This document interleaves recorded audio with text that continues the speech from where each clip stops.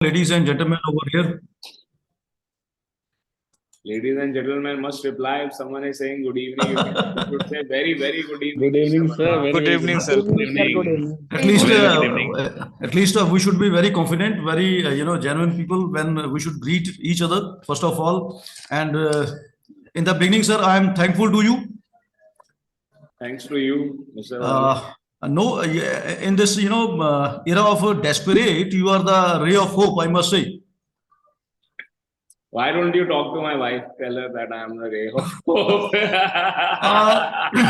Wife sir उनको हम कभी भी समझा नहीं पाएंगे. Yeah. Tell my okay, and then make my father understand that. He said you are a brilliant. Yeah. He was Yeah. not able to Definitely. become an IS officer. Definitely. Okay, let's not talk about all this. Yes. Welcome everyone. Right. Mr. Verma is also one of the student, and obviously we are going to learn many things as he would ask questions, and everyone is going to share their experiences. ये आप लोगों की पहली class मानकर चलिए. आप लोग ये समझिए कि दुनिया की कोई भी कंट्री हो, कुछ भी हो, अपने पहले कॉन्सेप्ट्स क्लियर कीजिए when we are talking about visa. Visa किसी भी कंट्री का स्टार्ट कर लें आप, ठीक है. आप यूके का कर लें, आप शेनेगन का कर लें, ठीक है. ऑस्ट्रेलिया कर लें, न्यूजीलैंड कर लें, कनाडा कर लें, जोन सा मर्जी कर लें, ठीक है. बेसिक्स सबके सेम है, ठीक है. तो आज हम बेसिक्स की ही बात करने वाले हैं, ठीक है. कि वीजा लगता कैसे है, कैसे नहीं लगता है, ठीक है. और एक एजेंट का उसके अंदर क्या रोल होता है. जुनेद आपको क्लास से बाहर निकाल दूंगा, मैं अपना कैमरा ऑन कर लूंगा, ठीक है. क्या ठीक प्रैक्टिसेस हैं, क्या गलत प्रैक्टिसेस हैं, तो ये सब आज हम थोड़ा सा समझने की कोशिश करेंगे. 5 मिनट में मैं बोलूंगा, उसके बाद आप लोग जो सवाल हैं, जो भी आप सीखना चाहते हैं, पूछना चाहते हैं, पूछिएगा, ठीक है. बहुत सिंपल है. कोई भी कंट्री, ठीक है. कनाडा मान के चलते हैं, ठीक है. कनाडा कह रहा है या स्विट्जरलैंड कह रहा है कि आप मेरी कंट्री के अंदर आना चाहते हो, ठीक है. तो आप मेरे से परमिशन लोगे. मैं आपको तब परमिशन दूंगा हमारी कंट्री में एंटर करने की जब मेरे को ये बिलीव हो जाएगा कि आप मेरी कंट्री में आके कुछ गलत काम नहीं करोगे और यहाँ पर इलिजिटिमेटली बसने की कोशिश नहीं करोगे, ठीक है. अब इस चीज को समझने का क्या तरीका है, ये गवर्नमेंट या एम्बेसी इस चीज को कैसे क्रॉस वेरीफाई करती है. तो वो ये कहती है कि हर एक वो इंसान एलिजिबल है आने के लिए जो रेगुलर इनकम कर रहा है. पैसे उसके पास जितने भी, दैट इज सेकेंडरी. वो सेकेंडरी है, ठीक है. अगर आप विजिटर वीजा ले रहे हो, visitor visa is the foundation of every other visa. जोन सी मर्जी कैटेगरी आप उठा लो, ठीक है. Visitor visa is the foundation. अगर आप विजिटर वीजा समझ जाते हो तो 70% तो आप समझ गए. उसके बाद तो सिर्फ 30% ही है, डॉक्यूमेंट्स कुछ चेंज होते हैं, ठीक है. आप विजिटर वीजा ले रहे हो, आपकी रेगुलर इनकम होनी चाहिए है, ठीक है. कोई क्रिमिनल रिकॉर्ड आपका नहीं होना चाहिए है, ठीक है. किसी कंट्री ने आपको डिपोर्ट ना किया हो. और अगर आप खुद अर्न नहीं करते हो, अगर आप एक स्टूडेंट हो या यू आर वेरी यंग, तो जो कोई भी आपको स्पॉन्सर कर रहा है उसका प्रूफ दो कि वो रेगुलरली इनकम है उसके पास, ठीक है. ओके. अब दूसरी बात ये आ जाती है कि ये इनकम एज के साथ साथ कंसिडरेबली बढ़ रही है या नहीं बढ़ रही, ठीक है. कोई 22 साल का कैंडिडेट जो अभी अभी नौकरी पर लगा है, उसकी इनकम हम दिखा रहे हैं सिर्फ 40,000. अकाउंट के अंदर बैलेंस दिखा रहे हैं सिर्फ 4 लाख. उसका शेनेगन का भी वीजा लग जाता है पहली बारी में, उसका यूएसए का भी वीजा लग जाता है पहली बारी में, और उसका कनाडा का भी, ऑस्ट्रेलिया का भी वीजा लग जाता है पहली बारी, ठीक है. अब कोई 35 साल का जिसके अकाउंट के अंदर आप दिखा रहे हो 12 लाख, ठीक है, तनख्वाह दिखा रहे हो उसकी 50,000, उसका नहीं करता, क्योंकि उम्र भी तो 35 साल हो गई है, ये भी तो सोचो आप। ठीक है, तो ये एज के अकॉर्डिंगली बढ़ना चाहिए है। ठीक है, if someone in the age of 35 married, married नहीं है, आप कहते हो अरे मैरिड तो है ही नहीं, आपने तो अपने आप ही एज्यूम कर लिया, मैरिड नहीं है तो फिर घूमने भी जाके क्या करेगा, really. In the age of 35 someone is not married and saying that I want to go, ठीक है, I want to go, they are saying that no, you are not eligible, you should not come। ठीक है, तो ये भी आप बात को समझिए कि अगर उम्र बढ़ रही है तो आपके साथ आपका पार्टनर होना जरूरी है। ठीक है, अगर ये अपोजिट जेंडर है तो बहुत बढ़िया बात है, अगर ये अपोजिट जेंडर नहीं है, सेम जेंडर है, तो भी कोई दिक्कत नहीं है। जी हाँ, same gender can be your partner also. Spain का वीजा अप्लाई करो, फंड्स वगैरह ठीक हो, वीजा मिल जाएगा, that is the destination for LGBT. ठीक है, तो ये तो आपका बेसिक है। ठीक है, सबसे पहले तो आपको इस बात को समझना होता है। ठीक है, अगर बच्चे जा रहे हैं तो पेरेंट्स के फाइनेंशियल्स, राइट, और अगर बुजुर्ग जा रहे हैं तो उनके बच्चों के फाइनेंशियल्स। अगर कोई भी ऐसा बुजुर्ग है जिसके क्या कहते हैं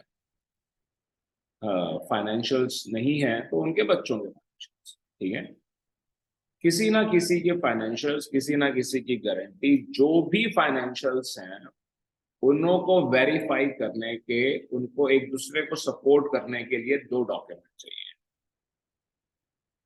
ठीक है, इसका क्या मतलब है? इसका ये मतलब है कि अगर मैं कह रहा हूं कि ये मेरी बैंक स्टेटमेंट है, दिस प्रूव्स, ये प्रूव करती है कि मेरी रेगुलर इनकम है। ठीक है, अगर मैं ये कहता हूं तो साथ में आईटीआर, जो दूसरा डॉक्यूमेंट है, जरूरी नहीं आईटीआर हो, बता रहा हूं मैं साफ साफ, जरूरी नहीं है आईटीआर हो, इसको और क्लियरली हम आगे की क्लासेस में समझाएंगे। ठीक है, जरूरी नहीं है कि आईटीआर हो, आईटीआर नहीं है तो जो कोई भी डॉक्यूमेंट दिया जा रहा है, दूसरा जो भी डॉक्यूमेंट दिया जा रहा है, वो सेल्फ सर्टिफाइड नहीं होना चाहिए, that has to be given by some government department. ठीक है, कोई ऐसा जिसके ऊपर ट्रस्ट किया सकता है, और दोनों के दोनों को रिलेटेड होंगे, एक दूसरे को सपोर्ट करें, एक दूसरे को कॉन्ट्राडिक्ट ना करें। ठीक है, तो एक ईमानदार एजेंट जिसको अपना काम आता है, वो सबसे पहले जब क्लाइंट से बात करता है, चाहे उसको स्टूडेंट वीजा चाहिए है, चाहे उसको वर्क परमिट चाहिए है, चाहे उसको जोन सा भी वीजा चाहिए है, ठीक है, जब वो क्लाइंट से बात करता है तो पहले तो वो यही समझता है कि बेसिक रिक्वायरमेंट पूरी हो पाएगी इसकी या नहीं हो पाएगी। अगर इसकी बेसिक रिक्वायरमेंट ही पूरी नहीं हो पाएगी तो वो उनको वीजा के लिए आगे प्रमोट ही नहीं करता। ठीक है, बट अगर हमारे पास क्या कहते हैं थोड़ा लालच है, तो हम कहते हैं बहुत सारे तरीके हैं, किया जा सकता है, बिल्कुल किया जा सकता है, इसके अंदर कोई शक नहीं है, तरीके तो बहुत सारे हैं। ठीक है, अब वो आपको सोचना है आपको करना है कि नहीं करना, वो तरीके भी मैं आपको डायरेक्टली इनडायरेक्टली सिखाऊंगा। ठीक है, क्योंकि बहुत सारे मेरे स्टूडेंट हैं वो ये देख कर आते हैं कि यूएसए की असैलम की वीडियो बनाई है मयंक ने, तो ये असैलम करवाता होगा, डोंकी करवाता होगा। ठीक है, तो मैं डोंकी करवाता नहीं हूँ। ठीक है, डोंकी करवाने के लिए एक कैंडिडेट से 50 लाख मिलते हैं, कोई 20-30 लोग 40 लोग अगर मिल जाएं तो आपको मिल जाते हैं, चलो 10 करोड़ भी मिल जाएंगे। ठीक है, तो मैं डंकी नहीं करवाता हूँ। ठीक है, पर मैं आपको समझा सकता हूँ कि कैसे होता है ये। ठीक है ठीक है, पर करना गलत है, बिल्कुल ऑब्वियसली करना बिल्कुल गलत है, इलीगल है, करना नहीं चाहिए। ठीक है, इलीगल आपको क्यों समझना पड़ता है? वो आपको इसीलिए समझना पड़ता है क्योंकि क्या कहते हैं, क्या बात है भाई, प्रसून चटर्जी टू एवरी इनकलाब प्लीज म्यूट कीजिए। आप मुझको बोल दो ना, उन्हीं के बोल रहे हो, किसी को बुरा लग जाएगा बिना बात के। नहीं नहीं, सॉरी सर, मैं आपको मतलब आप एक फ्लो में पढ़ा रहे हो ना, तो इसलिए डिस्टर्ब नहीं करना चाह रहा कोई बात नहीं, कोई बात था। सॉरी सॉरी ऐसा भाई, है सर इसमें ना, माइंड मत करना। सॉरी। तो क्या कहते हैं, इन ये जो इलीगल तरीके हैं, ये थोड़ा सा हम आपको इस सिर्फ इसलिए बताते हैं कि आप डिप्रेस ना हो जब कोई और क्या कहते हैं आपके क्लाइंट को ले जाता है और आप कहते हो उसने वीजा दिलवा दिया। ठीक है, किसी ने वीजा दिलवा दिया इलीगल काम करके और आपने इलीगल काम नहीं किया, तो अच्छा ही हुआ ना, उसमें गलत क्या हुआ, right? So that is what you have to understand. कुछ भी इलीगल करोगे कितने दिन कर लोगे, 1 साल कर लोगे, 2 साल कर लोगे, है ना? अगर आप टूरिज्म स्कूल में एडमिशन लेते हो, इसलिए लेते हो ना कि टूरिज्म स्कूल हमेशा यहाँ पर अवेलेबल है।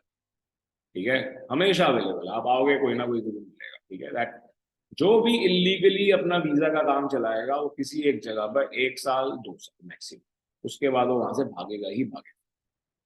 ठीक है, सो that is what it is.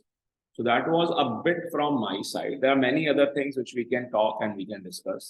उससे पहले मैं आप लोगों के सवाल लेना चाहूँ। Any questions? Sir, criminal record के ऊपर मैं पूछना चाहता हूँ कि मान लीजिए आज हमारे यहाँ पे तो मतलब कभी भी कुछ मतलब ऐसा भी तो होता है कि हमने कुछ गलत नहीं किया लेकिन एक चार्जेस आ जाता है, ठीक है? तो वो सर उस केस में क्या होगा? क्या वीजा नहीं मिलेगा हम लोग को या फिर मिल जाता है? चलो मैं सर अगर इसको ना वेरिफिकेशन क्लियर होगी तो ही मिलेगा ना सर, अगर वेरिफिकेशन क्लियर नहीं हुई तो नहीं होगी। ठीक ही कह रहे हैं शरद भी इन अ वे। ठीक है, मैं थोड़ा सा इसको और स्पेसिफिकली, ठीक है, क्रिएट करके फिर आपको बताता हूँ। ठीक है, अब ऐसे मान लीजिए कि किसी ने अपनी माइनिंग का काम स्टार्ट किया। ठीक है, और उसने 400 करोड़ रुपए उसके ऊपर खर्च किए और उसके बाद उसको पता चला, समझ में आया कि अभी तो इसके अंदर और 1200 करोड़ रुपए खर्च हो। ठीक है, अभी उसके बाद 400 करोड़ और हैं, ऐसा नहीं है कि नहीं है। तो उसने जो भी गवर्नमेंट से कॉन्ट्रैक्ट लिया था, जो भी लोगों को हायर किया था, उन सबको पैसे देने बंद कर दिए। करीब 30-40 लोगों ने उसके ऊपर केस कर दिया, क्रिमिनल केस हो गया। ठीक है, बट इस इंसान ने कोई मर्डर नहीं किया। ठीक है, फ्रॉड के केस, स्कैम कह लो, जो भी कह लो, इस तरह के बड़े सारे केसेस चल रहे हैं। ठीक है, इसको वीजा मिल जाएगा, ऐसे इंसान को वीजा मिल जाता है। ठीक है, और अगर यही कोई ऐसा है जिसका पड़ोस के अंदर आपने गाड़ी खड़ी की, उसने कहा अरे भाई तूने गाड़ी यहाँ क्यों खड़ी की, उसने कहा अभी बताता हूँ, निकाल के लाया कट्टा, उसने गोली चला दी। ठीक है, हमारा एक स्टूडेंट भी था ऐसा।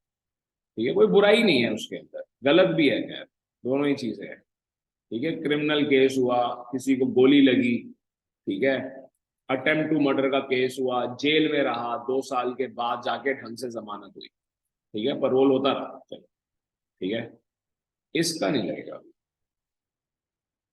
ठीक है, अब इसी का जो जेल भी हो आया, क्रिमिनल केस हुआ, ठीक है, इसका केस जब खत्म हो गया, ठीक है, 5 साल 6 साल इसने सजा भुगत ली, उसके बाद इसका वीजा लगेगा,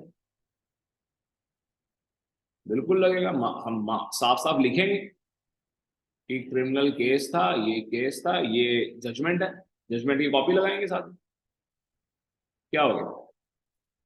ठीक है, सिंपल एज दैट। ठीक है, अब आपको समझ में आया? जी, और बताइए, और कोई सवाल? ओके, जैसे कि कोई सवाल नहीं है आप लोगों के, ठीक। तो अब यहाँ पर हम ये बात करते हैं कि एक वीजा एजेंट चार्जेस कितने लेता है, कितने चार्जेस उसको लेने चाहिए हैं या नहीं लेने चाहिए हैं। ठीक है, और जब हम ये फाइल स्टार्ट करते हैं तो हमारे को अपने आप को कैसे सेफ गार्ड करना चाहिए। ठीक है, क्योंकि एक तो ये होता है ना कि हम ये सोच रहे हैं, जो क्लाइंट है, क्लाइंट सोच रहा है कि ये पता नहीं फ्रॉड है या नहीं, है ना, जो भी वीजा लेने के लिए आ रहा है वो सोचता है ना कि ये जो वीजा मेरा अप्लाई करेगा, जो मुझसे पैसे मांग रहा है वो खुद फ्रॉड ही होगा। ठीक है, आपके 50% क्लाइंट फ्रॉड होने वाले हैं, ये भी मैं आपको बता रहा हूँ। ठीक है, so for you also it is very very important. आप तो एक ऑफिस खोल कर बैठे हो, एक बिजनेस कर रहे हो, आपका एक आइडेंटिटी है जिसको आप बंद नहीं कर सकते हो, भाग नहीं सकते हो। ठीक है, क्योंकि आपको बिजनेस चलाते रहना चाहते हो। ठीक है, जो इंडिया से बाहर का वीजा ले रहा है उसको तो इंडिया से कुछ लेना देना ही नहीं है। अगर वो क्रिमिनल मेंटालिटी का है वो तो खुद ही फ्रॉड है। पहले खुद 100 बार आपसे पूछेगा सर आप फ्रॉड तो नहीं हो, फ्रॉड तो नहीं हो। ठीक है, और फिर खुद रो के अपना फ्रॉड करके आपके साथ निकल जाएगा। ऐसे बहुत लोग हैं। ठीक है, बहुत लोग हैं ऐसे। तो आपको अपने आप को भी सेफ गार्ड करना है। कोई टेररिस्ट है, कोई क्रिमिनल है, कोई डिपोर्टी है, कोई किसी को यूएसए से डिपोर्ट किया गया वो आपके पास आ रहा है। ठीक है, उसके पास नया पासपोर्ट है, आपको कैसे मालूम चलेगा? आपको मालूम ही नहीं चलेगा। आपकी कोई पासपोर्ट की ट्रेनिंग नहीं हो रही, आप इमिग्रेशन ऑफिस में नहीं बैठे हो, कोई आपके पास 1700 स्पेसिमेन नहीं है पासपोर्ट से। ठीक है, एयरपोर्ट पर, इमिग्रेशन पर हमारे पास डिफरेंट डिफरेंट कंट्रीज के पासपोर्ट्स के इमिग्रेशन हमारे पास उनके स्पेसिमेन होते हैं चेक करने के लिए, रियल स्पेसिमेन होते हैं। ठीक है, चलो उतनी नौबत नहीं आती है, बहुत रेयर केसेस में आती है, उसको हम छोड़ देते हैं। तो आपने अपने आप को भी कैसे सेफ गार्ड करना है वो भी मैं आपको समझाने की कोशिश करूँगा। ठीक है, तो सबसे पहले आपको ये क्लियर करना होता है कि क्लाइंट ने क्या डॉक्यूमेंट देने और आपने क्या डॉक्यूमेंट देने। अगर आप वीजा एजेंट होने के साथ साथ आप एक ट्रैवल एजेंट भी हो और वो आपसे ट्रैवल पैकेज ले रहा है पूरा का पूरा, तो ऑब्वियसली एयर टिकट भी आप ही दे रहे होगे, क्या कहते हैं, होटल वाउचर भी आप दे रहे होगे, और भी जो ट्रैवल से रिलेटेड डॉक्यूमेंट्स हैं वो भी आप ही दे रहे होगे, है ना। और अगर आप क्या कहते हैं सिर्फ वीजा एजेंट है, कोई आपके साथ सिर्फ वीजा लेने के लिए आया है, तो आप उसको ये ऑप्शन दे सकते हैं कि जो ट्रैवल से रिलेटेड डॉक्यूमेंट चाहिए। हाँ जी बोलिए। Excuse me. Only sir, just 1 minute. I am closing my video for connecting it, reconnecting it. Just excuse me for 1 minute.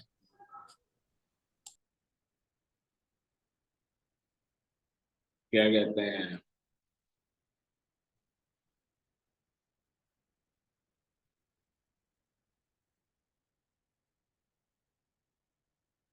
Sir criminal तो आप रिकॉर्ड उसको अगर ऑप्शन दे सकते हो कि आप उसके ट्रैवल से रिलेटेड डॉक्यूमेंट बनाओगे या नहीं बनाओगे। ठीक है, ट्रैवल से रिलेटेड डॉक्यूमेंट जो हैं उन्हों को भी बनाने के दो तरीके हैं।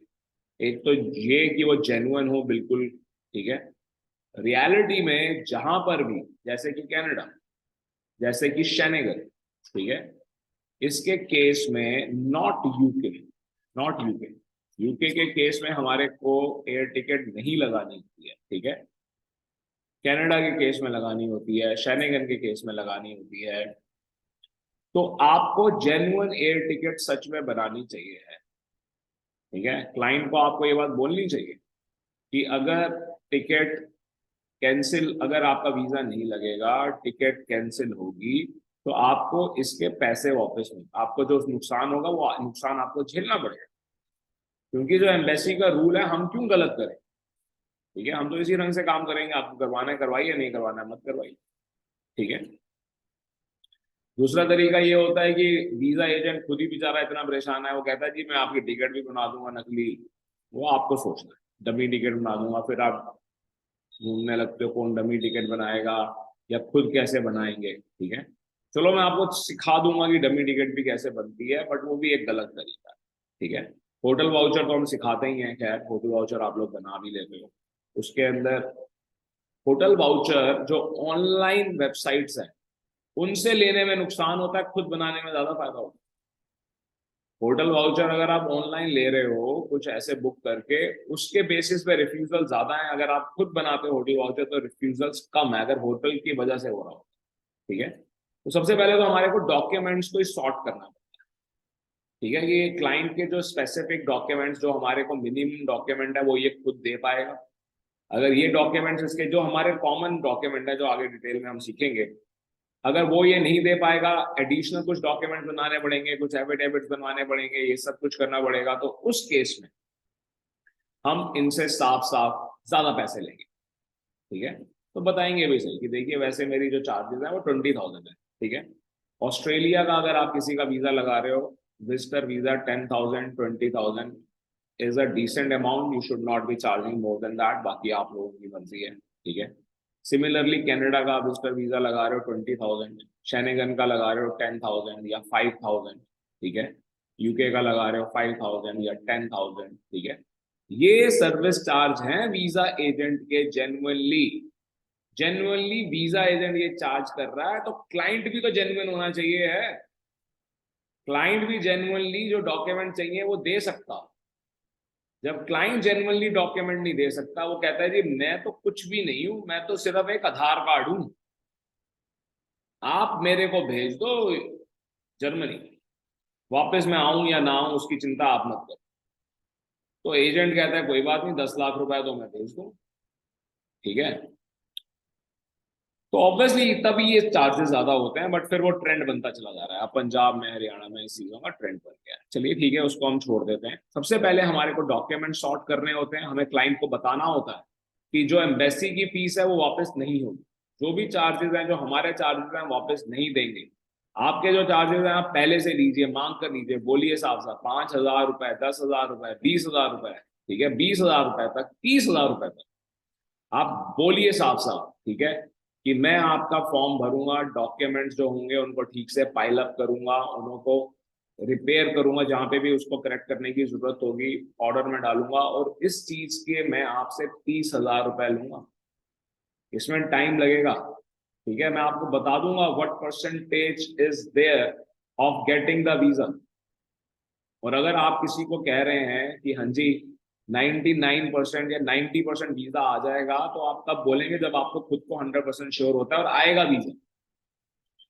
अगर मैं किसी से कहता हूँ कि हाँ 90% चांसेस है वीजा आने के, तो वीजा आता है।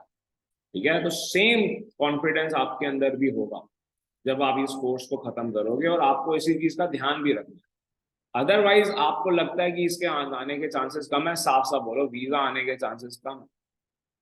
ठीक है, आप चाहो तो हम अप्लाई करें, चाहो तो ना ना करें।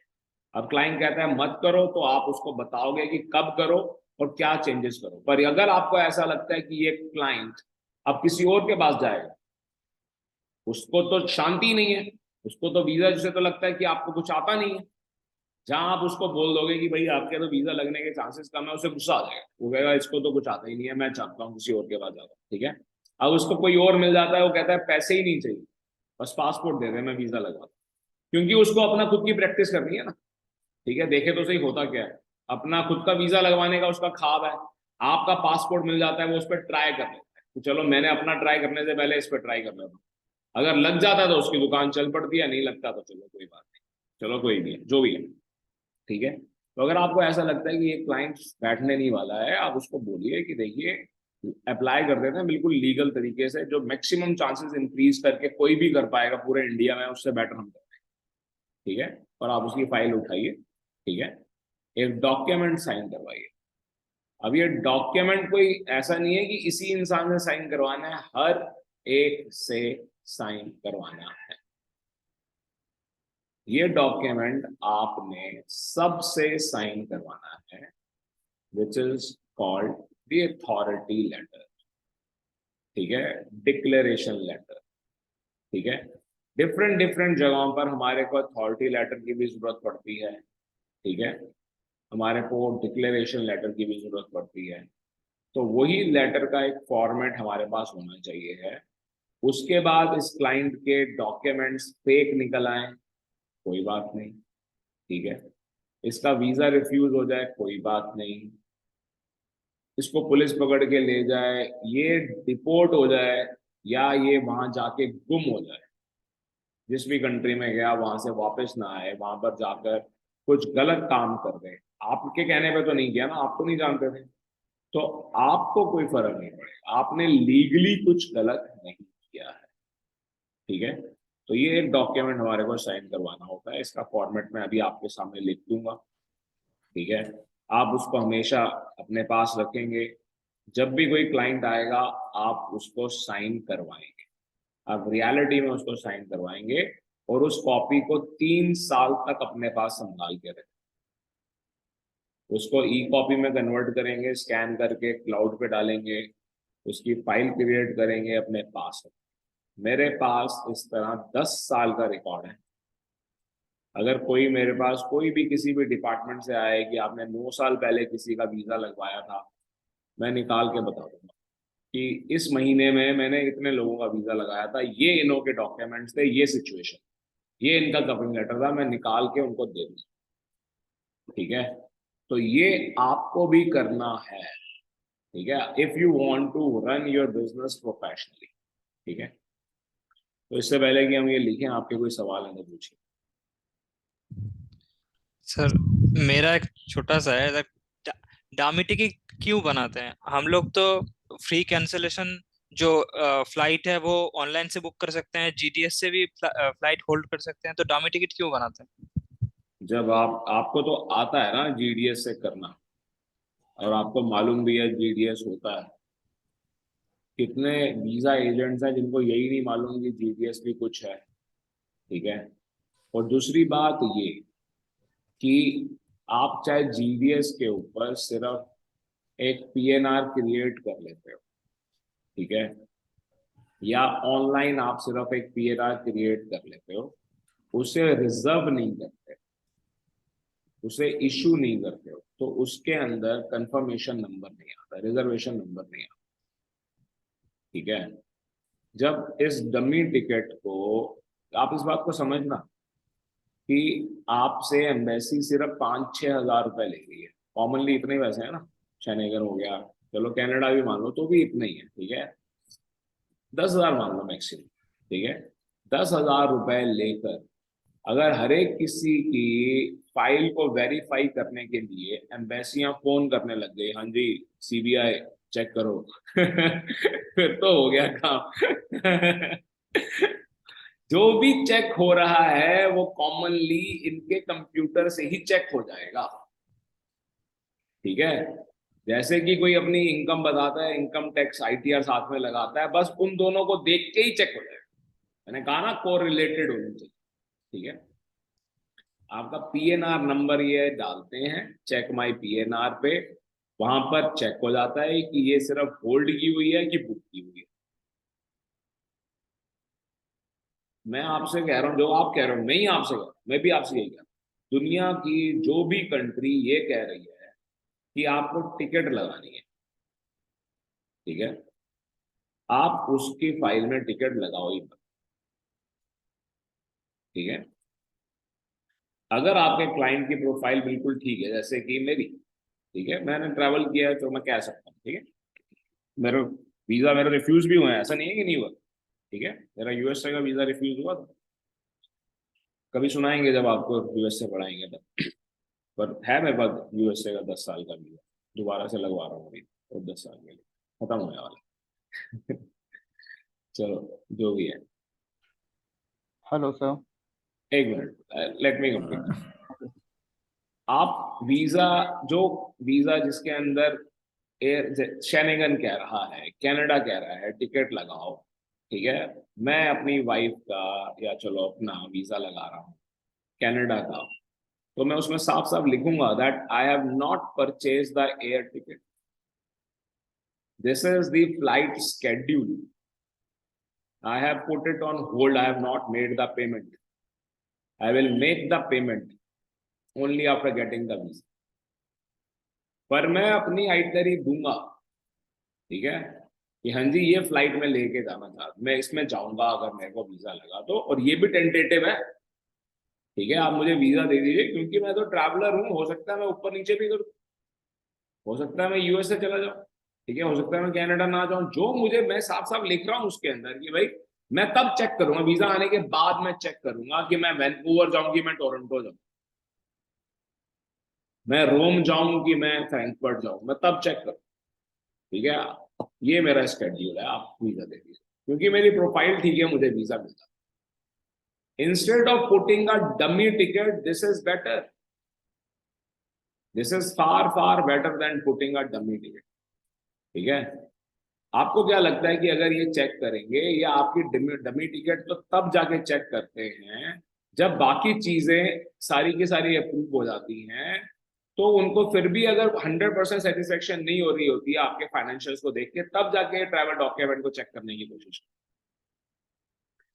जब इन्हों को सब कुछ ही फेक लग रहा है, या मान लीजिए सब कुछ ओवर एक्सर क्या कहते हैं, आपने ओवर हाइप किया हुआ है फाइनेंशियल्स को भी, इन सबको भी, तो उन्हों को वेरीफाई करने में ज्यादा टाइम लगता है, ट्रैवल को वेरीफाई करने में कम टाइम लगता है, तो ये ट्रैवल को पहले वेरीफाई कर लेते हैं। ठीक है, कि अच्छा ऐसा लग तो नहीं रहा कि इतने पैसे होंगे, हो सकता है नकली आईटीआर लगाइए, पूरी की पूरी आईटीआर ही कॉपी प्रिंट ही तो करना है, ठीक है, डिजाइन करके। ठीक है, तो जब वो कह रहे हैं हो सकता है नकली हो, ये तो वेरीफाई नहीं हो पा रही है, ऐसे भी बहुत सारे तरीके हैं जिसके अंदर बिल्कुल असली आईटीआर होती है, जबकि वो होती नकली है, कोई वेरीफाई करता है तो बिल्कुल असली निकल के आती है और वीजा भी लग जाता है। चलो वो कभी किसी और दिन बताएंगे कैसे होता है, बिल्कुल इलीगल तरीका है। ठीक है, बट ये तब आपका ट्रैवल डॉक्यूमेंट चेक करते हैं जब इन्हों को फाइनेंशियल चेक नहीं कर पा रहे और डाउट हो रहा है, तो ये ट्रैवल चेक करते हैं, वो नकली निकलता है तो कैसे वीजा रिफ्यूज कर देगा। ठीक है, कोई भी नकली डॉक्यूमेंट लगाने से बेटर है कि आप सच्ची कहानी लगाओ, लॉजिकल स्टोरी लगाओ ना आप, कि हाँ जी ये लॉजिकली ये है, as simple as that, right. Anything, एनजी पर्सन बोलिए, क्या सवाल था? सर मेरा दो सवाल है ये टिकट्स को लेके। एक है कि हम तो वहाँ पर मान लीजिए मैं यहाँ से यूएसए का वीज़ा लगवा रहा हूँ अपने लिए, तो मेरे को जाना है यूएसए, घूमना है। तो एक तो मेरा एयर टिकट तो जा रहा है ना, इंडिया से तो फ्लाई हो रहा है, मेरा एयर टिकट तो जा रहा है। फिर पहले मैं आपको ये बताना चाहूंगा, यूएसए के केस में एयर टिकट लेना मना है। अगर आप यूएसए का वीजा लगा रहे हो तो यूएसए कहता है कि एयर टिकट मत खरीदना जब तक हम वीजा ना दें। ओके, तो अब बोलो आगे। ऑस्ट्रेलिया का अगर मैं जिक्र करूँ, हाँ ऑस्ट्रेलिया या फिर कनाडा, हाँ, चलो कनाडा पकड़ लेते हैं। तो अब कनाडा अगर जाना है तो मेरा तो यहाँ से टिकट्स तो जा रहा है, कनाडा तक तो मैं पहुंच ही रहा हूँ, उसका तो मेरे पास टिकट्स रहेगा। लेकिन वापस आने का तो टिकट मैंने रिटर्न नहीं कटवाए हैं, ठीक है, या फिर मेरे को दूसरे कंट्री फ्लाई करना है, ट्रैवल करना है, ठीक है, तो उस केस में मतलब मैं क्या शो करूंगा, मतलब क्या डमी टिकट्स ही मेरे पास एकमात्र रास्ता होगा, या फिर मैं उनको जैसे आपने कहा कि उनको बताऊंगा कि मैं ट्रैवल का अभी आइटिनरी एज सच मेरे पास सेट नहीं है, लेकिन बाद में मैं ये चीज सोच सकता हूँ। देखो, जो टिकट मांग रहे हैं ना, वो यही कह रहे हैं कि अंदर घुसने की और बाहर निकलने की भी टिकट होनी चाहिए आपके पास।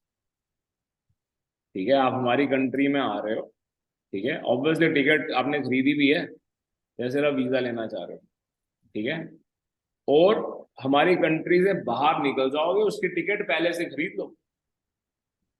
कल को आप यहाँ पर पहुंच जाओ, उसके बाद कहो मेरे पास तो जाने के पैसे ही नहीं है, मेरे को टिकट दिला दो, तो सरकार को आपको टिकट दिलानी पड़ेगी।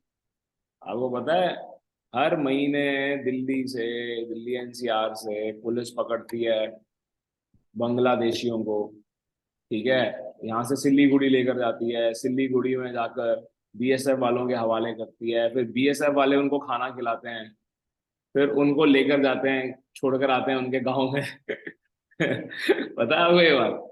हम्म, पैसा खर्चती है सरकार उसके ऊपर। हम्म, तो इसी ढंग से कोई भी किसी कंट्री के अंदर अगर पहुंच जाएगा और वहां जाके कहेगा जी मेरे पास तो टिकट ही नहीं है, उनको आपको टिकट देनी पड़ेगी। तो वो कह रहे हैं कि तभी देंगे वीजा कि आने की और बाहर निकलने की भी टिकट आपके पास है। ठीक है, आप कहीं और जा रहे हो, ठीक है, आप इंडिया नहीं जाओगे, आप उसके बाद कैलाशा चले जाओगे, है ना, नई कंट्री बन रही है, ठीक है, तो कैलाशा की टिकट तो होनी चाहिए आपके पास, राइट। आई लेकिन hope I sir answered your question. लेकिन सर यहाँ पे आपने एक बात कहा कि हम क्लाइंट को बताएंगे कि आपका लॉस भी हो सकता है, तो लॉस किस चीज का आप मतलब जिक्र कर रहे थे? आप मेरे क्लाइंट हो और मैं आपका वीजा एजेंट हूँ, हम्म, ठीक है, बिल्कुल ऐसे ही मान लेते हैं। ठीक है, तो आप आए मेरे पास, आपने कहा मेरा कनाडा का वीजा लगवा दो, ठीक है, मैं आपसे कहता हूँ कि परसों जी आपको पहले तो 1.5 लाख रुपए की टिकट खरीदनी पड़ेगी, ठीक है, होटल भी बुक करना पड़ेगा, उस पर भी 60,000 रुपए लगेंगे, ठीक है। तो हो गए करीब 2,10,000 रुपए। तो पहले तो 2,10,000 रुपए की इन्वेस्टमेंट हुई जो आपके ब्लॉक हो गए, ठीक है।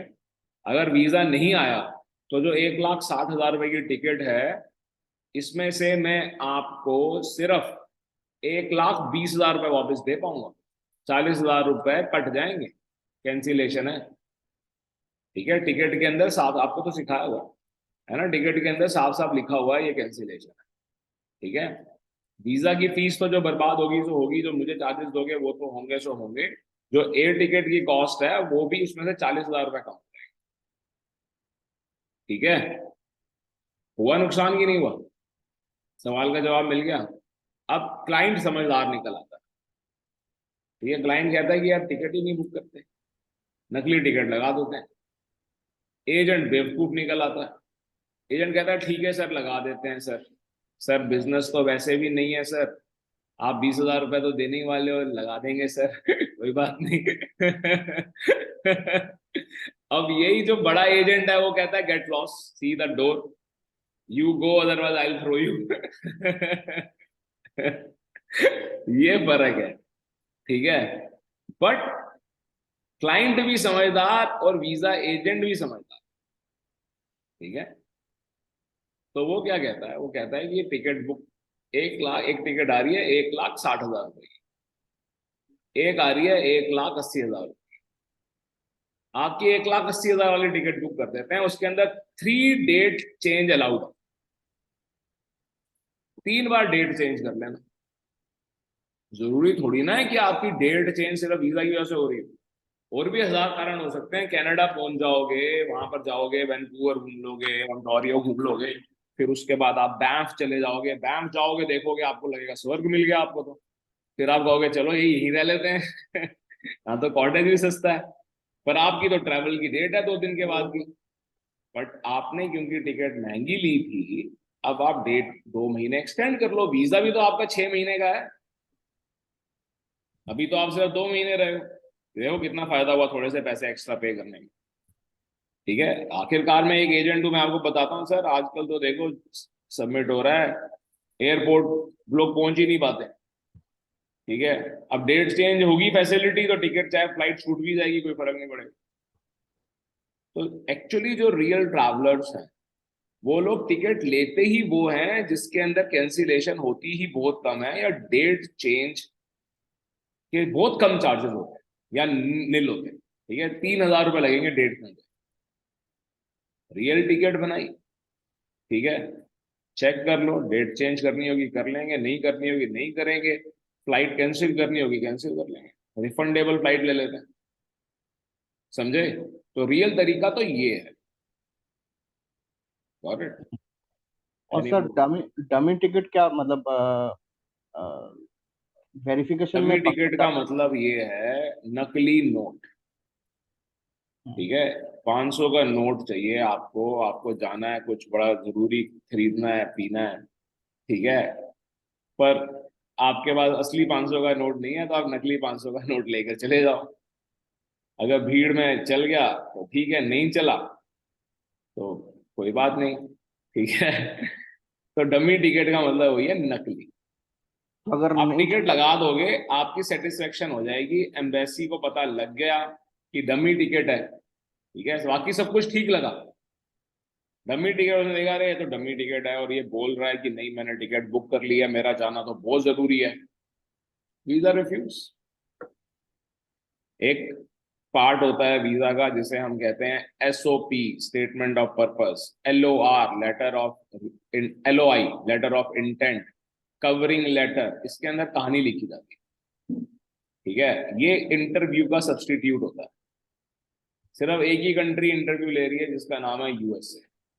वो कह रहे हैं कि इंटरव्यू लेंगे, हमें लगेगा वीजा देना चाहिए देंगे, नहीं लगेगा नहीं देंगे, ठीक है। जो कंट्री वीजा इंटरव्यू नहीं ले रही वो कहती है कि हम आपका कवरिंग लेटर देंगे।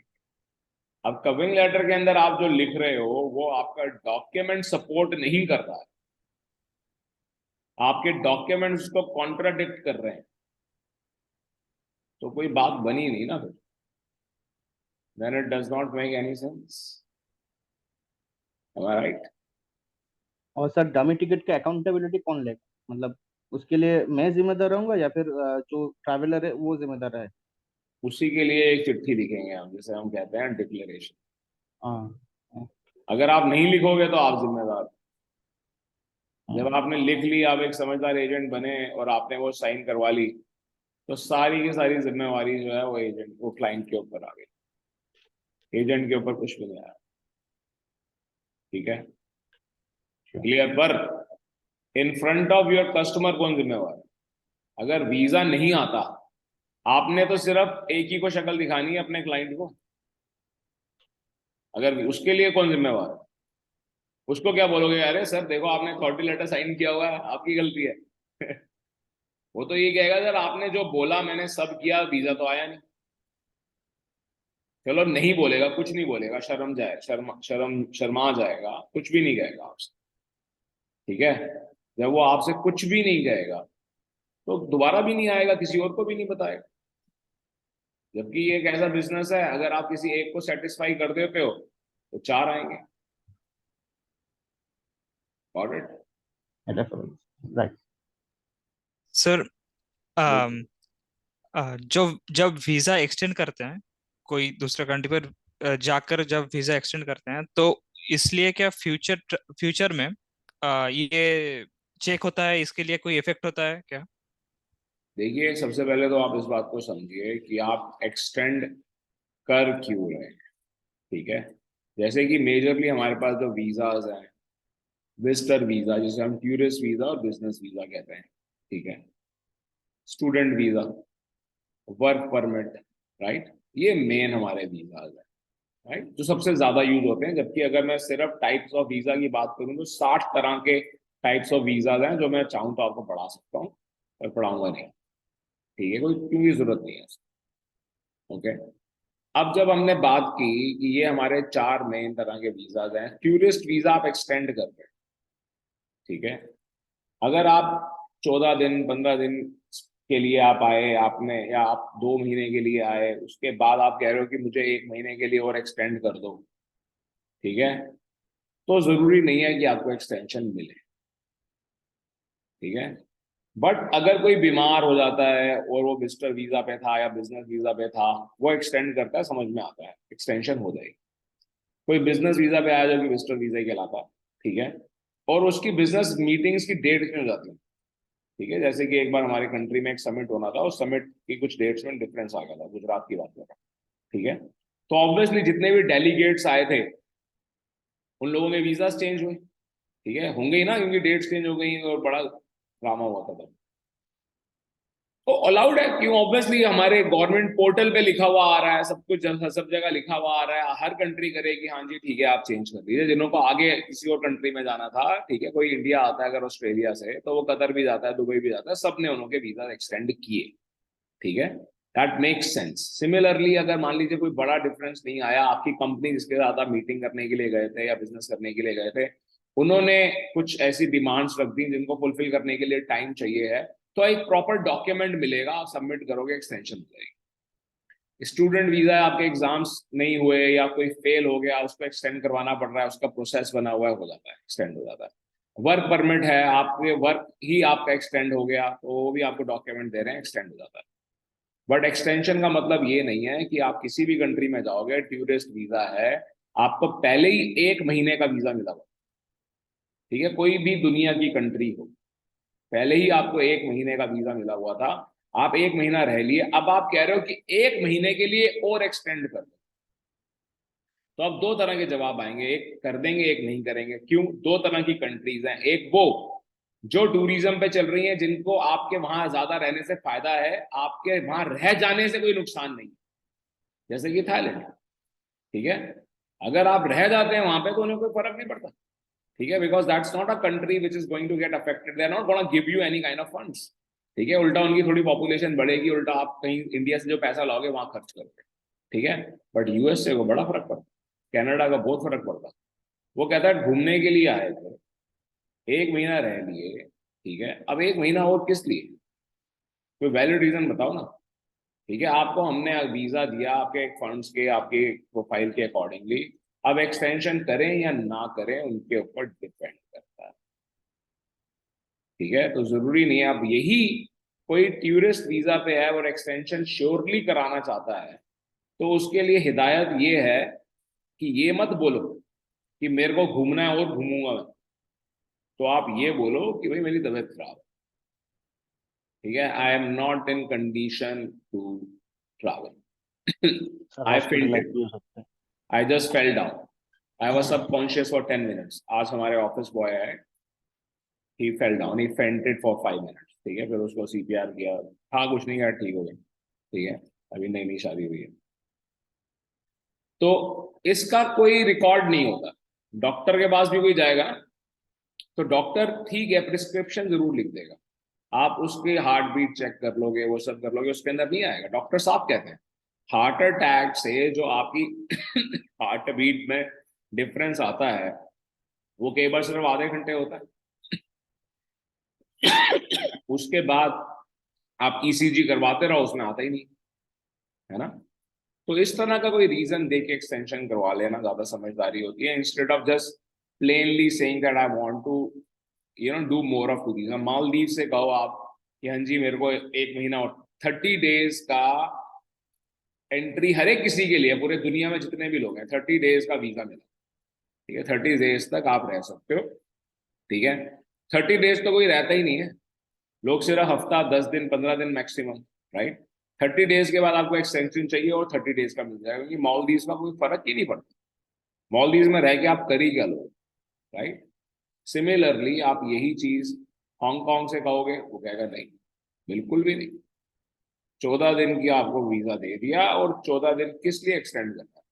14 दिन तो आप पैदल ही चल लिए होते तो आपने हांगकांग देख लिया होता पूरा का पूरा, ठीक है, समझे। अगर मिल गया सर, उसके बाद क्या ये चेक होता है, आई मीन एम्बेसी चेक करता है एक्सटेंड लिया था कि नहीं? एक्सटेंशन होगी तो आपको या तो कोई डॉक्यूमेंट मिलेगा या फिर पासपोर्ट पे स्टैंप लगेगी, ये लिखा जाएगा। ये ऐसा नहीं है कि हाँ ओके सर एक्सटेंडेड, मजे लो, ऐसा नहीं है ठीक है, ऑनलाइन प्रोसेस होगा, कोई ना कोई डॉक्यूमेंट आएगा, ठीक है। नहीं तो फिर आप पासपोर्ट जमा कराओगे, वहाँ की जो क्या कहते हैं बॉर्डर कंट्रोल होगा, वहाँ का जो भी इमिग्रेशन ऑफिस होगा वो उसमें दोगे, वो उस पर लिख के देंगे और फिर होगा। जैसे कि कनाडा के केस में हम एक्सटेंशन एंट्री में ही करा लेते हैं, जब हम एंटर कर रहे होते हैं एयरपोर्ट पर होते हैं, तभी हम इमिग्रेशन ऑफिसर से कहते हैं कि हमारा वीजा एक्सटेंड कर, 6 महीने का है 18 महीने का है, कहता है ओके डन, कर देते हैं, पर्ची देगा वो, पासपोर्ट पे कुछ भी नहीं लिखेगा पर आपका वीजा एक्सटेंड कर देगा, ठीक है, प्रोवाइडेड उसको लगना चाहिए कि हाँ ठीक है, ऐसा genuine reason the person is saying, visa extend हो जाएगा। पर सबूत तो मिलेगा, कुछ तो मिलेगा आपको, कुछ पेपर तो मिलेगा, ठीक है, क्योंकि जब आप निकलोगे तो वो चेक करेंगे। और बताइए कोई सवाल। सर सर जो वीज़ा एक्सटेंशन के जो प्रोसेस है, ये मतलब कंट्री टू कंट्री डिपेंड करता है, और कंट्री ये टू जो कंट्री वीज़ा, डिपेंड करता है, पर बहुत ज्यादा कोई डिफरेंसेस नहीं है। ओके, और ये जो वीज़ा एक्सटेंशन है, क्या मतलब एज अ टूरिस्ट हो तो उनको मतलब ना मिलने की चांसेस है, ऐसा है क्या? ऐसा है। अच्छा, और सर ऐसा ये बिल्कुल वीज़ा है। एक्सटेंशन जो होंगे तो वो क्या उन मतलब उस कंट्री में रह के वो वहाँ पे ही इमिग्रेशन में कर सकता है, या फिर वो इंडिया से कोई उनका एक्सटेंड करवा सकता है? दोनों ऑप्शंस अवेलेबल हैं। अगर ऑनलाइन प्रोसेस हो रहा है तो दुनिया में कहीं पर भी कोई भी बैठ के उसे प्रोसेस कर देगा। अगर ऑनलाइन प्रोसेस ही नहीं है, फिजिकली पासपोर्ट चाहिए है, तो जाना पड़ेगा, है ना। जैसे आप यूके में यूके का वीजा एक्सटेंड करवा रहे हो तो आप स्पेसिफिकली जाओगे, ठीक है, एम्बेसी, और वहां पर जाके उसको क्या कहते हैं एक्सटेंशन लोगे, ठीक है, पासपोर्ट दोगे, उसके ऊपर फिर स्टैंप लगेगी एक्सटेंशन की, फिर होगा, ठीक है। जितना प्रोसेस ऑनलाइन है वो कोई भी कर दे दुनिया में कहीं पर भी बैठ के। सिखाया हुआ है मैंने आपको, आगे सीखेंगे भी सही। हाँ जी शीना पूछिए सवाल। सर लाइकवाइज यू सेड कि कनाडा में रिटर्न टिकट भी लगानी है, और अभी आप बोले इमिग्रेशन पे we can ask the officer, so will he say कि आप ऑन द स्पॉट बुक करो देन 18 मंथ्स वाली ticket? What is the procedure? Why will agree? Why the person would agree, why an immigration officer would extend the visa of 6 months to 18 months? और वो भी हम ये कह रहे हैं कि ये एक विजिटर वीजा है, ठीक है। हम ये कह ही नहीं रहे कि ये कोई वर्क परमिट या कुछ हो रहा हो, तो खैर लंबे अरसे के लिए वैसे ही होता है, ठीक है। अगर ये विजिटर वीजा है और 6 महीने का है, मैं घूमने के लिए गया हूं, मेरा कोई रिश्तेदार वहां पर नहीं रहता है, मैं उनसे कहता हूं कि इसको आप एक्सटेंड कर दो 18 महीने के बाद मैं वापस जाऊं, ठीक है। तो पहली बात तो वो एक्सटेंड होगा ही नहीं। वो कहेंगे आप घूमने के लिए आए हैं, आपके बीवी बच्चे आपके साथ है, कोई रिश्तेदार आपका रहता नहीं है, 6 महीने बहुत है, घूमिए और वापस जाइए, ठीक है। अब मैं उनसे क्या कहता हूं कि देखिए मैं अकेला आया हूं, ठीक है, मेरी फैमिली पूरी की पूरी क्या कहते हैं इंडिया में है, मेरे इन लॉज आधे कनाडा के अंदर हैं, ठीक है। 6 महीने का तो मुझे वैलिडिटी है, मैं 6 महीने लगातार रह सकता हूँ। वीजा मेरा 10 साल का, 10 साल का वीजा मिलता है कनाडा का, ठीक है, जैसे यूएसए का भी मिलता है। बट कंडीशन ये है कि मुझे 6 महीने के बाद वापस जाना है, कंडीशन यही है ना। फिर 2 महीने के बाद मैं वापस आ सकता हूँ। आप इसे एक्सटेंड कर दो 18 महीने, आप इसको 18 महीने कर दो, ठीक है। क्यों? क्योंकि मेरे ससुर जी हार्ट के पेशेंट हैं और किडनी उनकी खराब है, हो सकता है उनको डायलिसिस पे जाना पड़े, मैं उनका ध्यान रखूंगा, तो आप इसको एक्सटेंड करो, ठीक है। वो कहते हैं कि अच्छा आपके पास कोई डॉक्यूमेंट है? मैं कहता हूँ हाँ जी देखिए ये डॉक्टर है, ठीक है, और ये डॉक्टर तेहरान से भी कनेक्टेड है, और ये उनके आप पेपर्स देख लीजिए। वो देखते हैं, अप्रूव कर देते हैं, वो बिल्कुल टिकट की कोई बात नहीं करेंगे। क्यों नहीं करेंगे? क्योंकि उन्हें मालूम है टिकट की तो डेट चेंज हो ही सकती है। After all that person is sitting at the airport, as simple as that, ठीक है। सिमिलरली कोई लेडी कहती है मेरी बेटी यहाँ पर रहती है, ठीक है, अभी मैं आई हूँ क्योंकि वो प्रेग्नेंट है, ठीक है, 6 महीने का है, जब 6 महीने हो जाएंगे तब तक बच्चा, अभी हुआ तो है नहीं, तब तक बच्चा 2 महीने का होगा, ठीक है। But Canada is very difficult, as finding servants is difficult and very expensive and they're middle class. I would like to stay here with my daughter for another year. So can you please extend it? Obviously, if I am going to put such kind of a request, I have some document. ठीक है, जहां कोई लड़की pregnant हुई, doctor के पास गई, उसने test किया, उसने कुछ ना कुछ लिख के दिया कि हाँ ये प्रेग्नेंट है, और उसके अंदर डेट भी आई कि हाँ जी ये इतने दिन की प्रेगनेंसी है, वीजा ऑफिसर देखेगा, इमिग्रेशन ऑफिसर इसे एक्सटेंड कर देगा, ठीक है, clear? I hope you got the answer. It's not necessary to get the extension at the airport. We can get such kind of extension in Canada otherwise also by doing the process. Okay.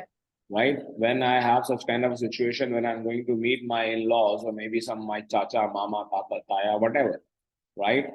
God forbids. If I feel that their health is deteriorating and they don't have any son and I'm the only one, then I can request for that on the basis of it and I can get the extension, right? Which is very common. Obviously, such kind of extensions are not given without considering your financials, right? आपके financials ठीक होने चाहिए तभी extension होगी। अगर आपके financials वैसे ही बुरा हाल है तो क्या एक्सटेंशन होगी? बिल्कुल नहीं होगी, ठीक है, क्लियर? और सर जो वीजा आपने बताया कि जो चार्जेस आपने स्टैंडर्ड चार्जेस जो आपने बताए हैं, क्या वो डिपेंड करता है मतलब हर एक वीजा के लिए कि एक ही चार्जेस होता है? मतलब tourist visa, business visa, study visa हो, सबके लिए नहीं एक ही नहीं चार्जेस? नहीं नहीं, अलग अलग, ठीक है। जैसे विजिटर वीजा के 150 हैं, तो स्टूडेंट वीजा के 700, 750, ठीक है, ऐसे हैं। पीआर के 1400, 3300 डॉलर्स की बात है, ठीक है, तो डिफरेंट डिफरेंट होते हैं। सेम नहीं होते हैं। ठीक है, और ये एजेंट के चार्जेस भी डिफरेंट होते हैं। एजेंट के चार्जेस भी डिफरेंट होते हैं, बिल्कुल ठीक कहा आपने। अगर मैं किसी का स्टूडेंट वीजा कर रहा हूँ ऑस्ट्रेलिया का, ठीक है, तो मैं 40,000 रुपये चार्ज करूंगा। मैं विजिटर वीजा कर रहा हूँ तो 10,000 रुपये चार्ज करूंगा, क्योंकि जब मैं स्टूडेंट वीजा कर रहा हूँ तो मेरे को बहुत सारी चीजें करनी पड़ेंगी, उनके एडमिशन के लिए भी देखना पड़ेगा। ठीक है, तो उसके अकॉर्डिंगली चार्ज करूँ। राइट। हाँ जी, बताइए वर्मा जी, बताइए। Uh, you were telling regarding this document to be get signed by the client. That was a letter of authority letter. यहाँ से बात किसी और तरफ चली गई थी. That was extension of the visa. अभी तो मैं पीछे ही था शायद. I could not understand. ये तो extension में these people are know much. तो ये अथॉरिटी लेटर पे थे हम. ये कुछ अथॉरिटी बता लेटर बता मैंने रहे थे. खाया नहीं है, आप चिंता मत करो, कराऊंगा मैं। हाँ हाँ. सवाल पूछने नहीं तो माय पूछते, जो सवाल पूछना है मैं तो उसका जवाब दे रहा हूँ। जैसे कि मैंने हाँ कहा नहीं नहीं ठीक है सर. कि ये कॉमन अभी दैट आज क्लास है, अभी हम सिर्फ आपकी जनरल क्वेरीज को आंसर कर रहे हैं। ठीक है, हम्म. पर ऐसा नहीं है कि इन सवालों के अंदर मैं खो जाऊंगा और फिर मैं आपको अथॉरिटी लेटर नहीं करवाऊंगा, ऐसा नहीं है। हाँ नहीं नहीं ठीक. ठीक है ठीक. तो चलो कर लेते हैं, आरंभ करते हैं फिर। राइट, बड़ा सिंपल है, छोटा सा लिख देते हैं। ठीक है, if I want to save my time I can write it very very small, and then also you would be happy. Or if I don't mind spending little extra time, then I can obviously make it a little detailed. Let me make it considerable so that you are also able to understand and your client is happily signing it, right? Let me first open up page.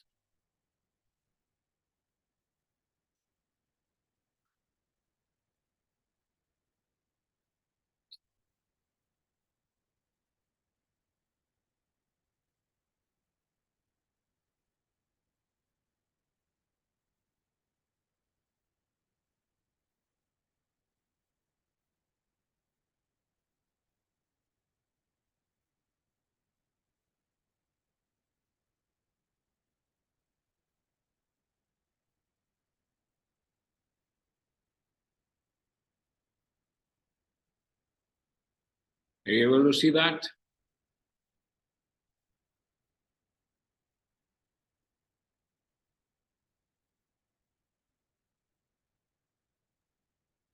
Ji sir, visible है।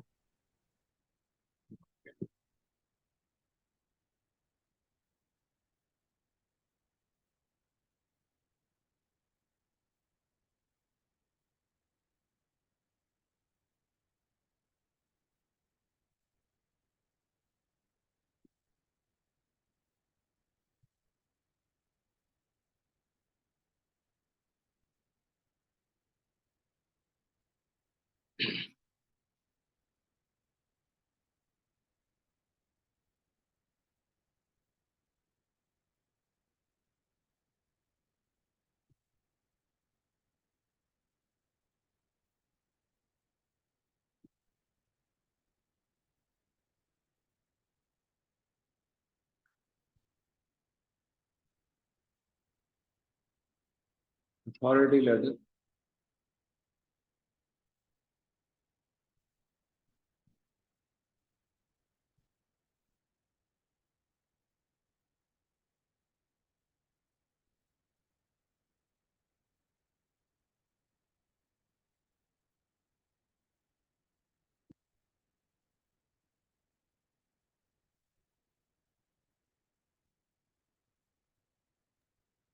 Sir, authority letter और declaration letter क्या एक ही चीज है या फिर दो एक अलग? एक ही चीज है, एक ही चीज है।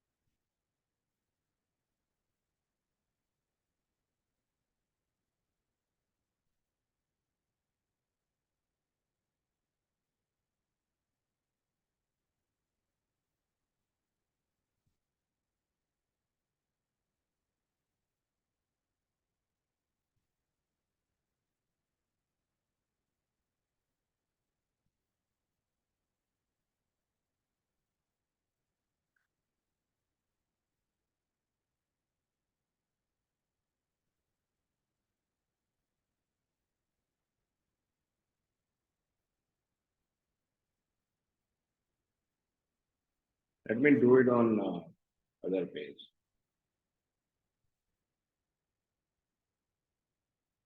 That's visible.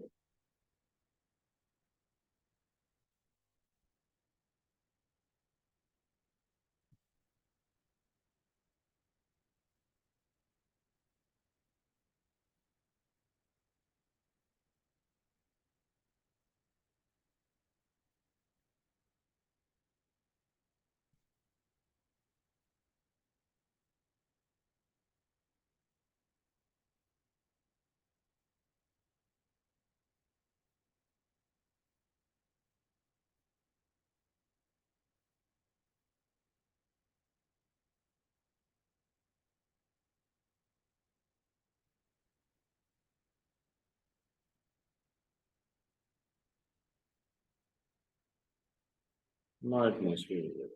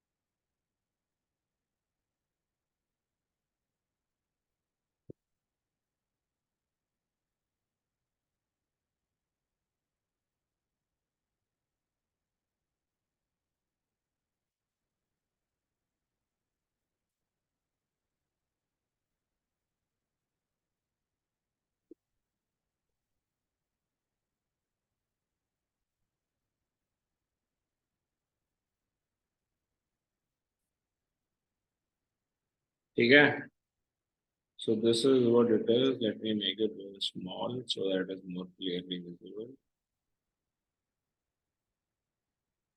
तो हमने क्या लिखा, ये आप लोगों को मैं दे दूंगा, ठीक है। तो आप मुझे व्हाट्सएप करेंगे क्लास खत्म होते ही, कल करेंगे तो मैं शायद ना दे पाऊँ, क्लास खत्म होते ही कीजिएगा, मैं भेज दूंगा आपको। To whomsoever it may concern authority letter, I, जो भी क्लाइंट है, नेम ऑफ क्लाइंट जो भी होगा, पासपोर्ट नंबर, तो क्लाइंट के अगर बच्चे भी हैं तो ABCD कर देते हैं इसको हम, ठीक है। पासपोर्ट नंबर, जो भी पासपोर्ट नंबर्स हैं वो लिख देंगे, नाम लिखेंगे A, उसका पासपोर्ट नंबर, B, उसका passport number, travelling dates, obviously जो भी ट्रैवलिंग डेट है उसी पे तो अथॉरिटी लेटर चलेगा। Authorizes मैजिक इमिग्रेशन, जो कोई भी ना हो, तो apply my and my children visa for Germany and Canada. मैंने इसलिए लिखा क्योंकि हम कई बार 2 कंट्री का वीजा इकट्ठा लगवाते भी हैं, और ये कोई भी हो, चाहे शेनेगन हो, चाहे ऑस्ट्रेलिया हो, चाहे कनाडा हो, अथॉरिटी लेटर सेम रहने वाला। I do understand providing proper and genuine documents is my responsibility, and I assure that all the documents provided by me are genuine and authentic. अब इसमें हम तो ये अथॉरिटी लेटर लगाने, हमने कौन से डॉक्यूमेंट लगाए हैं क्लाइंट कई बार क्वेश्चन ही नहीं करता, ठीक है। और एम्बेसी को तो ये मिलेगा, तो जितने भी डॉक्यूमेंट हैं वो क्लाइंट ने लगा, ठीक है। एंड ऑब्वियसली हम भी जो डॉक्यूमेंट बना रहे हैं वो क्लाइंट के कहने पे तो बनाएंगे। I am told and I am aware, ठीक है, जो भी काउंसलर्स ने बताया है, that during the course of applying the visa it is required to send my documents, send और upload my documents and passport by courier. I am giving permission for that too, ठीक है। Courier जब करोगे आप किसी का passport, तो वो लोग भी अथॉरिटी लेटर मांगते हैं, ठीक है। As mentioned in each and every visa, ये हमने क्यों लिखा, अगर क्लाइंट आपको डाउट दिखाता है, नहीं मैं साइन नहीं करना चाहता, तो अगर भाई हर वीजा फॉर्म पे भी साइन करने होते, हर वीजा फॉर्म पे यही कंडीशंस लिखी होती है, जो कि बिल्कुल सच है।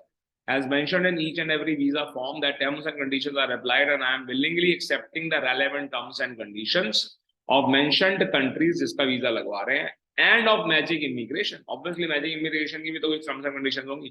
I know the charges paid once for any kind of visa or travel services are non-refundable.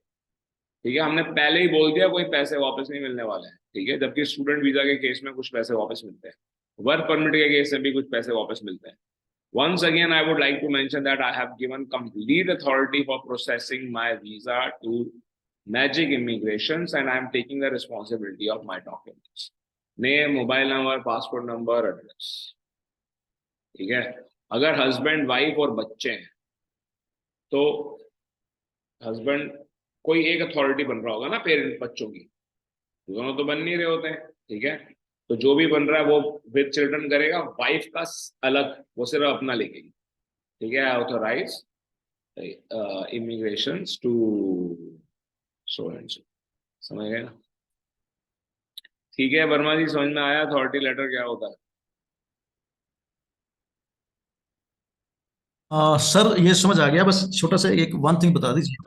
हाँ जी, is this authority letter require registration? No, nothing. It is very good in a simple white paper. That's it. No need of anything like that. Sir ये कोई stamp paper पे भी नहीं होगा? कोई जरूरत नहीं है, आपको अपने क्लाइंट को भगाना हो, डराना हो, स्टैम्प पेपर भी ले लो, 2 गवाह भी पकड़ लो, एक वकील भी खड़ा कर लो, साथ में उसको बुला लो, SSP को, भाई आ जाओ भी। तो सर एक सर ये मतलब नॉर्मल एक MOU ही हो गया, मेमोरेंडम ऑफ अंडरस्टैंडिंग, मतलब कि दोनों के बीच की जो बातें हुई हैं। अगर आपको MOU बोलना ऐसे अच्छा लगता है, उसे MOU बोल दो, कौन पूछ रहा है। तो ये अथॉरिटी लेटर ही। ठीक है ठीक है ठीक है, इसमें कोई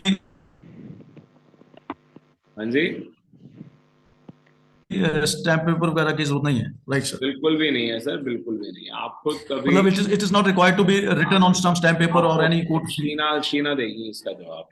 Sheena will give answer of this. If अच्छा। 2 people sign a plain white document, is it admissible in a court of justice or not? Yes, it is. Plus, you should have a Aadhaar card or passport, वो तो and लेना ही you है, should have a signature पे, उस पे भी you should need a signature on that. Self And attested. signature should match. Signature And if the signature won't match, then that is also a fraud. If someone is doing a fake signatures, that is also a fraud. So that's why I said na, just tally with the passport. मतलब कहने का ये है कि एक कागज पे लिखा हुआ, अगर मैं आपको सफेद कागज पे लिख कर देता हूँ कि हाँ जी मैं आपको जॉब की गारंटी दे रहा हूँ, ये कोर्ट के अंदर एडमिसेबल है, ठीक है। तो ये तो अथॉरिटी लेटर है, paper white paper is more than it, ठीक है। सर, आपको मतलब इतना डराने की जरूरत नहीं है, किसी को भी क्लाइंट भागना शुरू करते हैं।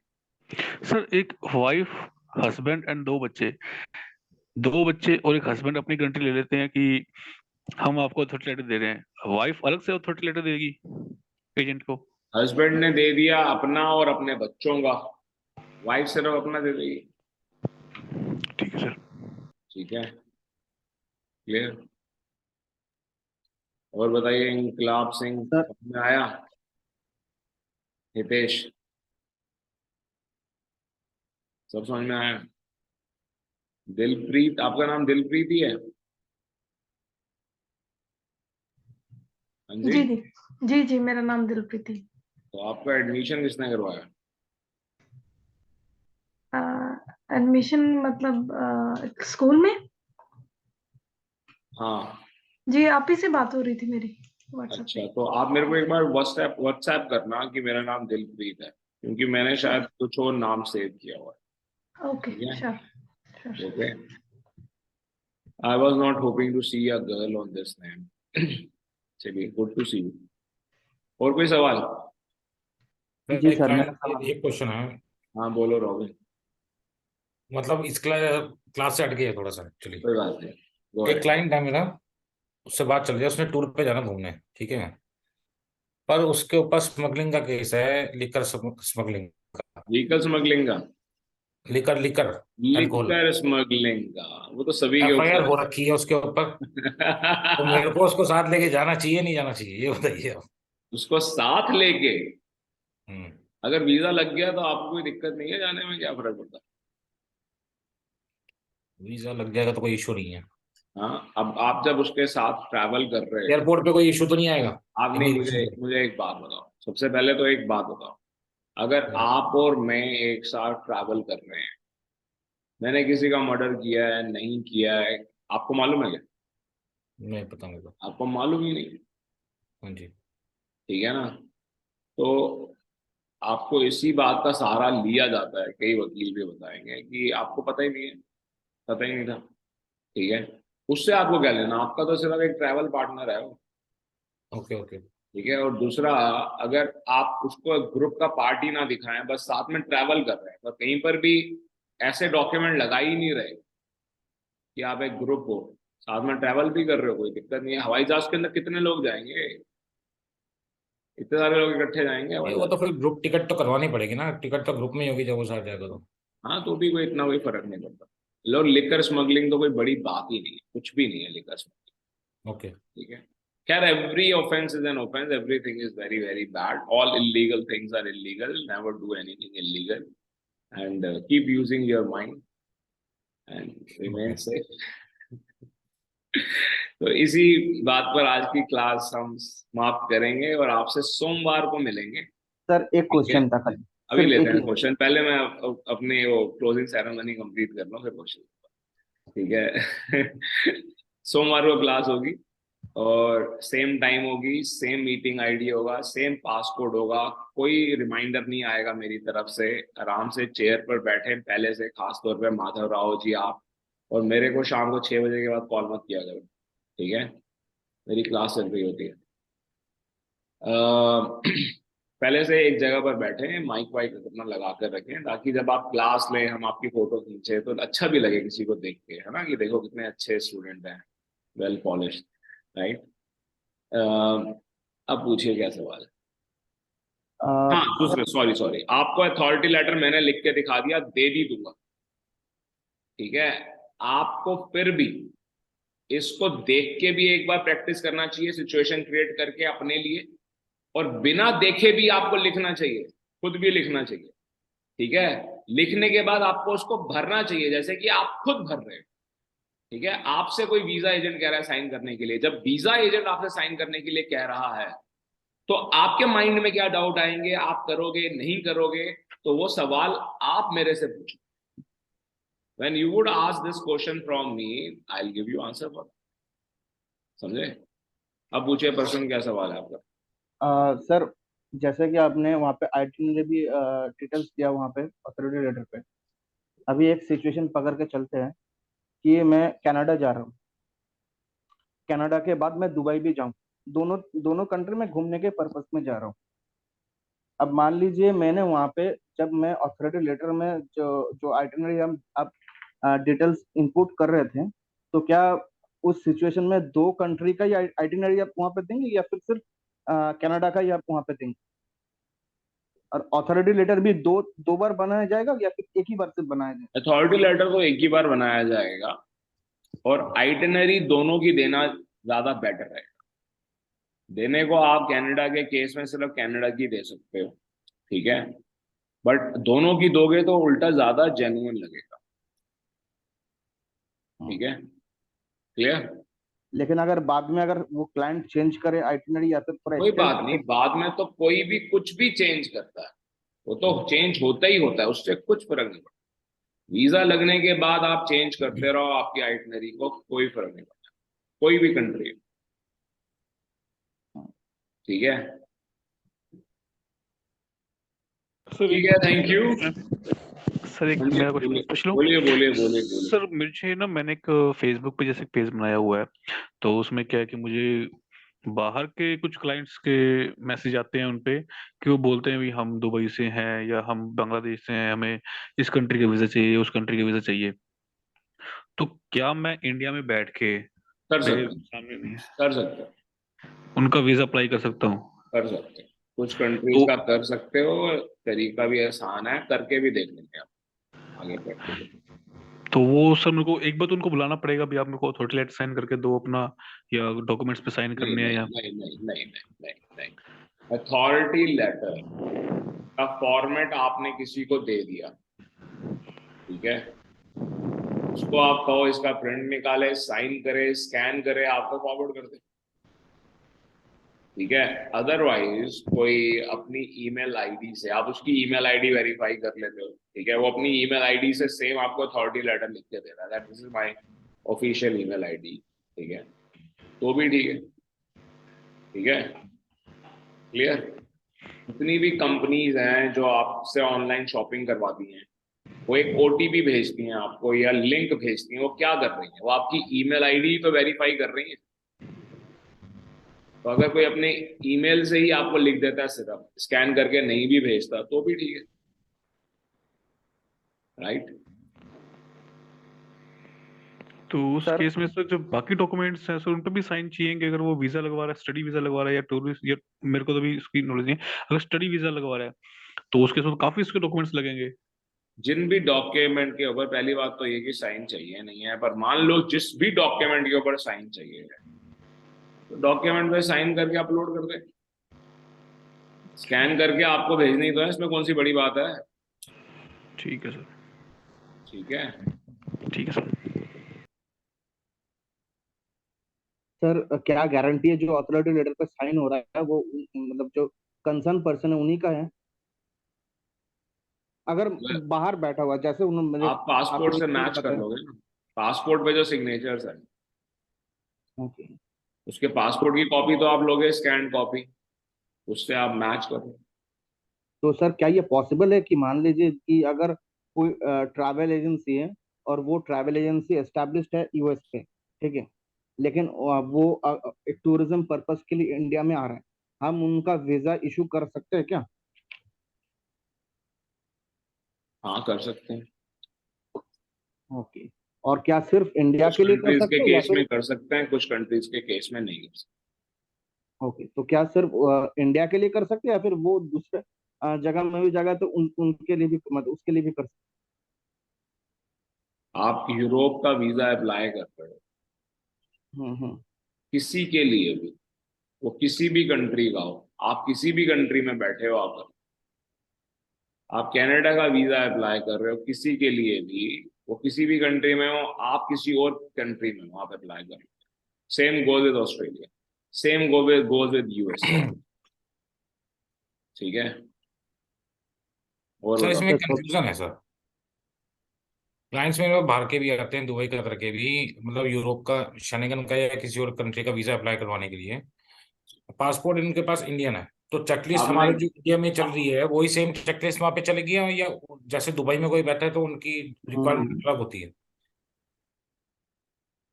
पासपोर्ट इंडियन है, अब वो आपने दुबई में कहा ही है, ठीक है। पासपोर्ट इंडियन है, पर जो आया है हम मान लेते हैं कि वो बांग्लादेशी है। नहीं नहीं, कहने का मतलब है इंडियन क्लाइंट ही दुबई में या कतर में है, ठीक है। अब यहाँ पे चेकलिस्ट हमें पता है कि इंडिया में कौन सी चेकलिस्ट चाहिए, उसके हिसाब से हम उनका वीजा प्रोसेस करते हैं। चेकलिस्ट वही है रॉबिन, सब कंट्री के लिए सर सेम है। सिर्फ फर्क ये है कि अब जैसे यूएई का एग्जांपल ले लेते हैं, तो इनकम टैक्स का कोई प्रूफ ही नहीं, हाँ है ना, हाँ तो जी, हाँ जी, उसकी जरूरत भी नहीं। ओके। सिर्फ आपकी जॉब का वर्क परमिट वगैरह वो लगेगा और वीजा अप्लाई हो जाएगा, स्टेटमेंट लगेगी। अब ये भी मैं आपको बता देता हूँ, हमारी क्लास में क्या कहते हैं, शायद कोई मुस्लिम नहीं है, फर्स्ट टाइम ऐसा हो रहा है, क्या कहते हैं, कई ऐसे लोग हैं इस्लाम को फॉलो करने वाले, वो बैंक में पैसा ही नहीं डालते। ठीक है, रहते कहाँ हैं, दुबई में रहते हैं, तो ना ही बैंक स्टेटमेंट है ना ही आईटीआर है, तो भी वीजा लगेगा। ठीक है, और उसके डॉक्यूमेंट होंगे, राइट। और कोई सवाल? ठीक है, फिर बहुत मतलब बहुत जो हमारी धन्यवाद आपको। हाँ नॉर्मल जी, बोलिए बोलिए जो रॉबिन जी। हमारी चेकलिस्ट है उसको ही फॉलो करके चलना है हमारे को, उसी को कंट्री की फॉलो करो, चेकलिस्ट। उसी को फॉलो करो, उसी से रिलेवेंट। जब आप कहोगे मुझे ये चाहिए, आपको मैंने क्या कहा, मैं कभी भी ये बात नहीं कहता हूं कि आईटीआर चाहिए, मैं हमेशा ये बात कहता हूं प्रूफ चाहिए है रेगुलर इनकम का, और उसको सपोर्ट करने के लिए एक और डॉक्यूमेंट चाहिए गवर्नमेंट इशू। यही तो कहता हूं हमेशा। हाँ जी, जो इंडिया के केस में बैंक स्टेटमेंट और आईटीआर काम करते हैं, और इंडिया के केस में और भी बड़े सारे डॉक्यूमेंट है जो ये काम करते हैं, जो कि मैंने सिखाया हुआ है आपको, तो खास तौर पर सिखाया हुआ है। ठीक है, तो इसी को आप अपना बेस बनाकर चलिए। उस कंट्री के ऐसे कौन से 2 डॉक्यूमेंट हैं जो इसकी रिक्वायरमेंट फुलफिल करते हैं, उसके बेसिस पे आप अप्लाई कीजिए, वीजा लग जाए। ठीक है, दुबई के केस में तो सर कुछ बनता ही नहीं है ना एक्चुअली, वहां हाँ पे जी, टैक्सेस का कुछ है ही नहीं, वहां पे तो हम सिर्फ बैंक स्टेटमेंट ही दिखा सकते हैं। वहां पर बैंक स्टेटमेंट भी अगर नहीं है तो जो पैसे वैट मिल रहे हैं उसका प्रूफ तो है, हाँ जी, जो तनख्वाह मिल रही है, जो हाँ वो तो अर्निंग है, हो रही है, उसका प्रूफ तो उसका है। प्रूफ है ना, दैट इज मोर हाँ वो देन तो प्रूफ है। सफिशिएंट। सैलरी अकाउंट में आ रही है और स्लिप्स वगैरह वो सब चीज। सर एक चीज पूछना था पूछो कि पूछो। सर हाई कमीशन क्या होते हैं? मतलब हम कई बार टीवी में सुनते हैं कि हाई ये कमीशन ही है, in case of UK it is high commission. ठीक है, ऑस्ट्रेलिया हाई कमीशन, एम्बेसी बोल लो, हाई कमीशन बोल लो, एक ही बात।